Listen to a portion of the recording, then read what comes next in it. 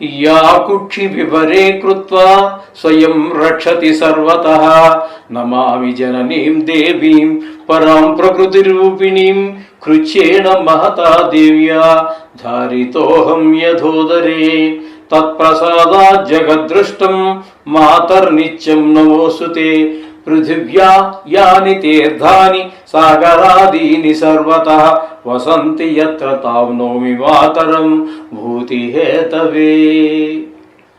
మాతృదేవో భవ పితృదేవో భవ. కన్యారాశి వారికి మార్చి నెల 2026 సంవత్సరంలో గోచార ఫలితాలు ఏ విధంగా ఉంటాయో సశాస్త్రీయమైన పద్ధతిలో తెలుసుకునేట్టు ప్రయత్నం చేద్దాము. కన్యారాశి వారికి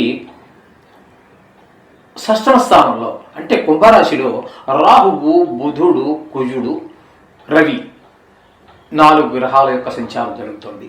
అయితే రవి మాత్రం 14 రోజులు మాత్రమే ఈ 6వ స్థానంలో ఉండి తదుపరి సంక్రమణం ద్వారా మీనరాశిలో ప్రవేశించి అక్కడ 17 రోజుల పాటు ఉంటున్నారు. ఇప్పుడు 6వ స్థానంలో ఉన్నటువంటి రాహుగ్రహం పూర్తి శుభుడు కన్యారాశి వారికి. అలాగే బుధుడు పూర్తి శుభుడు, కుజుడు పూర్తి శుభ ఫలితాలు ఇస్తాడు, రవి 14వ తారీఖు వరకు అత్యంత శుభప్రదమైనటువంటి ఫలితాలు ఇస్తాడు. ఈ 4 గ్రహాలు కూడా ఇచ్చే ఫలితం ఒకే రకంగా ఉంటుంది. 6వ స్థానంలో ఉన్నటువంటి ఫలితాలు ఆరోగ్యం చాలా చాలా బాగుంటుంది కన్యారాశి వారికి. అలాగే రుణాలు ఏమైనా ఉన్నట్టయితే తీర్చేయగలుగుతారు. లేదు మీరే రుణం కోసం ప్రయత్నిస్తున్నారు, ఏదో మంచి పని కోసం, ఒక గృహ నిర్మాణం లేకపోతే ఒక గృహ నిర్మాణానికి స్థలం ఏర్పాటు చేసుకోవడానికో, లేదో ఒక కారు కొనుక్కోవడానికో, లేదా మీ పిల్లవాడిని అబ్రాడ్ పంపించడానికో మీరే ధనం కోసం, అప్పు కోసం ప్రయత్నిస్తున్నారు, తప్పకుండా పుడుతుంది. అంటే మీరు అప్పు తీర్చేయగలరు ఉంటే ప్రయత్నిస్తే పుట్టగలరు. అంటే మీకు ఈ నెలంతా కూడా ఈ 4 గ్రహాలు కూడా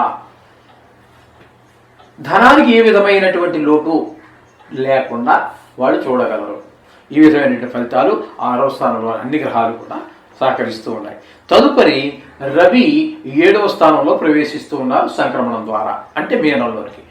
ఆ 7వ స్థానంలో ఆల్రెడీ అక్కడ మీకు 2 గ్రహాలు ఉండనే ఉన్నాయి. ఏంటి? శని గ్రహం నెలంతా పూర్తిగా ఉంటాడు, శుక్రుడు 25 రోజులు ఉంటాడు, రవి ఒక 17 రోజుల పాటు ఉంటాడు. ఈ 7వ స్థానంలో ఉన్నటువంటి 7 గ్రహాలు కూడా ప్రతికూలమైనవే. శని ప్రతికూలుడే, భార్యాభర్తల మధ్యన వివాహ బంధాల్లో కూర్చో చికాకులు. అలాగే జాయింట్ వ్యాపారంలో భాగస్వామ్యుల మధ్యన అభిప్రాయ భేదాలు. ఈ విధంగా శుక్రుడు ఇంచుమించుగా 7వ స్థానంలో అవే ఫలితాలు ఇస్తూ ఉన్నాడు. అలాగే రవి కూడా అవే ఫలితాలు ఇస్తూ ఉన్నాడు. అంటే 3 గ్రహాలు కూడా, శని ఒక్కడు పూర్తిగాను, సుమారుగా శుక్రుడు కూడా అదే 25 రోజులు, అంటే మరి ఇంచుమించుగా నెలంతా ఉన్నట్టే అనుకుందాం. ఒక్క 16-17 రోజులు మాత్రం రవి. ఈ 3 గ్రహాలు కూడా ప్రతికూలం. అంటే భార్యాభర్తల మధ్యన అభిప్రాయ భేదాలు రావడానికి, భాగస్వామ్యుల మధ్య అభిప్రాయ భేదాలు రావడానికి ఏర్పడుతుంది. తద్వారా ఇంట్లో చికాకులు, వ్యాపారంలో లాభాలు తగ్గు రావడం, వ్యాపారం జరగకపోవడం, ఈ విధమైనటువంటి పరిస్థితులు ఉంటాయి. కాబట్టి ఈ చికాకుల నుంచి అవి రాకుండా చూసుకోండి. భార్యలతోటి భార్యలు భర్తలతోటి, భర్తలు భార్యలతోటి కూడా కొంచెం హద్దులు మీరకుండా కొంచెం ఆలోచించుకుంటూ మాట్లాడడం, ఆ బంధుత్వాలు కొంచెం చెడిపోకుండా చూసుకోవాల్సినటువంటి బాధ్యత ఉంటుంది.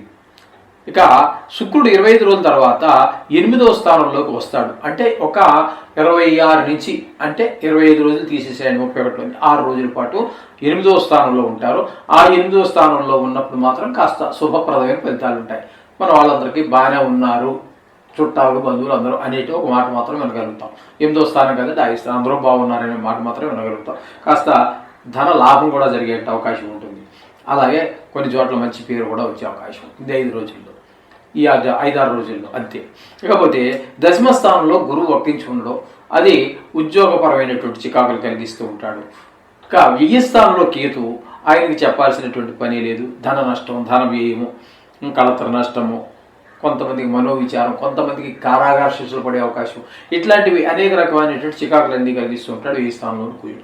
అంటే వీరికి మొత్తంగా చెప్పుకోవాలి అంటే కన్యా రాశి వారికి యోగించేటటువంటి గ్రహాలు ఏమిటంటే రాహు యోగిస్తాడు. 6వ స్థానంలో ఉన్నటువంటి రాహువు, బుధుడు, కుజుడు, రవి రవి పాక్షికంగా యోగిస్తాడు. కానీ ఆ పాక్షికాన్ని కాస్త శుక్రుడు ఒక 6 రోజుల పాటు భర్తీ చేస్తాడు భాగ్యస్థానంలో ఉండి, 8వ స్థానంలో ఉండి, అంతవరకే. కాబట్టి 4 గ్రహాల యొక్క అనుకూలత ఉన్నట్టే, అంటే పర్వాలేదు, ఒక రకంగా బాగుంది అని మనం చెప్పుకోవడానికి అవకాశం ఉంటుంది. కాబట్టి ప్రతి రాశి వారికి కొన్ని గ్రహాల ప్రతికూలత ఉండనే ఉంటుంది. సాక్షాత్తు భగవంతుడే మానవుడిగా పుట్టినా కూడా ప్రతికూలత ఉంటుంది, అనుభవించవలసిందే ఫలితం, అందులో సందేహమే లేదు.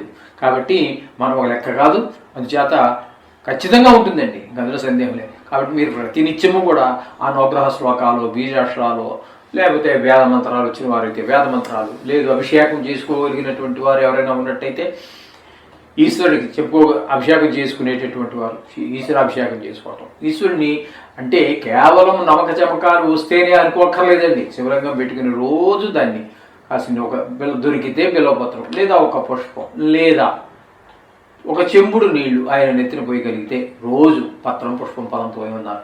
అందులోకి ఈయనకి బాగా తోయమే ఎక్కువ ఇష్టం.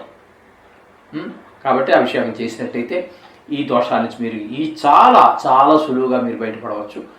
జీవితం అంతా కూడా ఈ 4 రోజులు, ఈ 4 రోజులనే కాదండి, జీవితాంతం చేయగలిగితే ఎంతకాలం మీరు చేస్తూ ఉంటే అంతకాలం జీవితం సుఖమయంగానే ఉంటుంది. అది ప్రతి నెల, ఈ నెల, ఈ వారము, ఈ రోజు అనేవి లేదండి.